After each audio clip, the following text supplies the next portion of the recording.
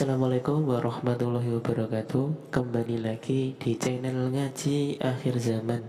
Di video kali ini kami akan membagikan ceramah Gus Baha yang membahas tentang seperti inilah sifat dasar orang-orang baik. Apakah kita sudah memilikinya? Untuk lebih jelasnya mari kita simak videonya sama-sama. Sekian dari saya. Wassalamualaikum warahmatullahi wabarakatuh. Salam NKRI. Di antara sifat dasar orang-orang baik adalah di mana saja, kapan saja itu memberi manfaat. Termasuk tentu saat paling sulit. Jadi Nabi Isa menceritakan dirinya itu wa ja'alani mubarakan ainama kuntu, saya ditakdir Allah berada di mana saja memberi berkah, memberi kemanfaatan bagi orang lain. Ada beberapa cerita tentang Nabi Isa, jadi perlu diketahui ada 3 nabi yang seperiode. Satu Ibrahim dan Nabi Lut. Ibrahim itu sama Nabi Lut itu pernah paman. Kedua Nabi Musa dan Harun. Sebetulnya yang jadi nabi itu Nabi Musa, tapi Nabi Musa karena alsak, lisannya tidak jelas, minta Nabi Harun, ya tentu minta kepada Allah supaya Nabi Harun jadikan nabi. Terus ketiga Nabi Isa dan Yahya. Yahya bin Zakaria, terus Isa ini pernah keponakan Zakaria. Kira-kira kalau di Jawa ya misanan antara Yahya dan Jawa Isa. Jadi ada 3 nabi yang seperiode. Tapi yang paling berkompeten, yang sederajat kira-kira seperti itu hanya Isa dan Yahya. Karena Nabi Lut dan Nabi Ibrahim itu beda level. Karena Lut ini pernah keponakan, jadi hubungannya kira-kira yang murid dan guru. Terus Musa dan Harun itu juga nggak level karena Nabi Harun ini jadinya nabi itu atas permohonan Nabi Musa. Sehingga meskipun Harun itu kakaknya tapi nggak berani bantah. Jadi Nabi Musa itu dalam cerita beliau itu alsak. Alsak itu lesannya agak kedal. Tapi ini alsak yang barokah. Jadi dulu ceritanya Musa kecil karena dia seorang nabi, beliau seorang nabi. Itu kalau melihat Fir'aun itu mantelnya bukan main. Padahal kecilnya dirawat Fir'aun. Singkat cerita mulai kecil sudah usil. Kalau melihat Fir'aun itu ya jenggotnya dipakai mainan. Terus pokoknya nakal ya. Lama-lama Fir'aun curiga, dasar orang Israel. Nabi Musa ini turunan Israel. Lama-lama Fir'aun itu yakin kalau itu sengaja. Akhirnya Fir'aun mau membunuh Musa. Terus kata istrinya Fir'aun, Musa itu masih anak kecil, jadi seperti itu ya bawaan anak kecil, bukan bawaan kebencian terhadap orang Kipti, orang Mesir. Kalau dalam bahasa kitab kuno Mesir itu Egypt al-Kipti, makanya disebut Maria al-Kiptiyah.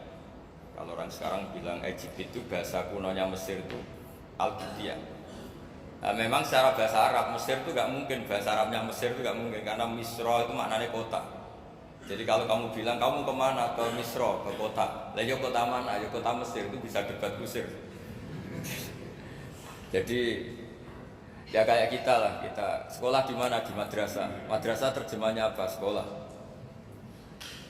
Nah, kemudian oleh istrinya Fir'aun ya gini saja, buktikan kalau Musa itu masih anak kecil. Masyhur tuh dalam cerita dikasih bara api sama apel. Sebenarnya Musa kecil ini sudah pintar mau milih apel. Sama malaikat Jibril diarahkan tangannya itu ngambil apa? Bara api terus dikunyah. Itu yang menyebabkan lisannya Musa itu alsak, agak pelak. Nah, ketika jadi rasul itu akan repot karena nanti harus pakai penerjemah. Jadi seorang rasul tapi lisannya tidak apa? Cakap. Akhirnya Nabi Musa realistis ngendikan ketika diutus, wa akhi Harun wa afsahu minni lisanan fa arsilhu ma'yarid ayyusaddiquni inni akhafu ayyukadzibun. Ya Allah, saudara saya Harun itu lisannya lebih fasih. Tolong jadikan dia rasul sebagai penguat saya. Akhirnya Allah mengabulkan doanya Nabi Musa, kemudian Harun dijadikan sebagai apa? Rasul. Sehingga meskipun satu angkatan, Harun dan Musa ini enggak level. Artinya enggak level itu ya Harun yang takut Musa. Terus ketiga ini Nabi Yahya dan Nabi Isa. Ini umurnya ya seangkatan, kecerdasannya, jadi nabinya sama-sama mulai kecil. Kita tahu Nabi Yahya termasuk yang diberi khitab Allah, ya Yahya khudil kitaba biquwwah wa atainahul hukma sobiyya. Yahya, berpeganglah kitab secara kuat dan dia saya kasih kenabian ketika kecil. Sama dengan Nabi Isa yang disebut wa yukallimun nasa fil mahdi wa kahla. Sehingga karena selevel, dua nabi ini menjadi figur besar dalam manhaj, dalam metode dakwah. Dua, karena masih misanan, jadi kalau Jawa kira-kira mirip misanan. Dua nabi ini kalau memilih satu kampung, itu kalau Nabi Yahya itu milih kalau singgah di satu kampung, Nabi Yahya mesti tanya, orang sini yang paling soleh siapa, yang paling baik siapa. Ya terus singgah atau nginap di rumahnya orang baik tadi. Tapi kalau Nabi Isa enggak, orang sini yang nakal siapa, yang paling beling siapa. Terus Nabi Isa singgah di situ. Akhirnya ada pertanyaan dari Nabi Yahya, lima tanzilu ala syirarin nas. Kenapa kamu selalu singgah di orang-orang nakal? Ya? Syiror itu orang-orang nakal. Masyhur itu Nabi Isa menjawab, ana tabibun udawil mardo. Di mana-mana Nabi itu ibarat seorang dokter, kerjaannya tentu menyembuhkan orang-orang yang apa? Sakit. Jadi dua nabi ini sering berdebat, tentu debat yang baik, dan itu menjadi cara Jawa itu punjeri ilmu. Jadi manhaj ilmu besar antara Yahya dan Isa. Begitu juga Nabi Yahya itu kelihatan agak rileks, panik, saking takutnya sama Allah. Kalau Nabi Isa itu rileks, pokoknya kumpul orang-orang nakal itu ya rileks. Akhirnya ada dua pertanyaan sekaligus nanti jadi dua manhaj. Kenapa kamu sering masam itu, sering kalau bahasa Arab itu abasa ya. Terus yang Nabi Yahya balik bertanya, kenapa kamu sering senyum, sering tertawa? Kenapa memangnya? Terus ka'annaka ta'manu min makrillah, kamu sering senyum kayak kami sudah terbebas dari azab Allah, dari ditegur Allah, seakan-akan kamu orang paling benar yang gak akan salah. Nabi Isa balik tanya, sama kamu sering masam, sering merut, ka'annaka taqnatun rahmatillah, seakan-akan kamu tuh putus asa dari rahmatnya Allah.